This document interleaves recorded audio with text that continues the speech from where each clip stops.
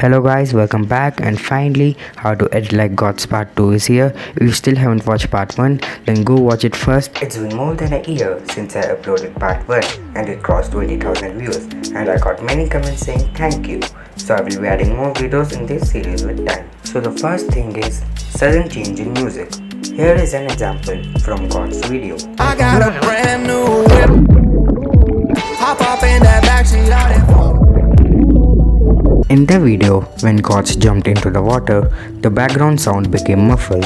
This is a small detail, but it makes our video look better, and it seems like the song was playing in real life and was not added during editing. I will put a link in description and how you can watch that tutorial on how to add such effects. So the next thing in his videos is retro style. From past 1 year, Gawx is using retro effect in his videos. He uses many effects and overlays for this retro style, such as black and white color grading, 8mm frame overlay, heat burn transition, and light leaks. I will put the links in description to download these filters. So the next thing is music sync. I talked about this in part 1, but I didn't go in detail. If you just put a time lapse of your drawing, people won't enjoy it. They will find it boring and will close your video or maybe skip it a couple of seconds.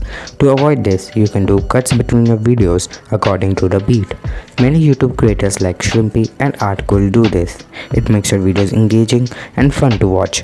Also, instead of showing your process for 2 minutes straight, take breaks in between and do fun stuff like challenges and then resume with your process. For example, sometimes Gawx pauses inking and goes to sleep.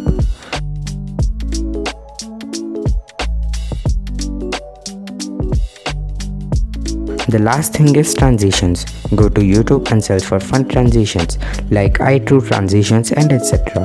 I will put some links in description. Make sure to check those tutorials out.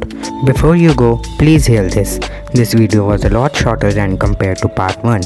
As Gawx will post more videos, he will use new effects and I will get to make more videos on this series. Also, please note that instead of copying Gawx, you should be original. You can use his tips and get inspired, but don't do the same things he does in his videos. For example, if he dislikes green, you don't need to dislike it too. Get inspired by his videos, but don't copy same things. By the way, my offline school reopened and I had an exam, so I posted a long video after so many weeks.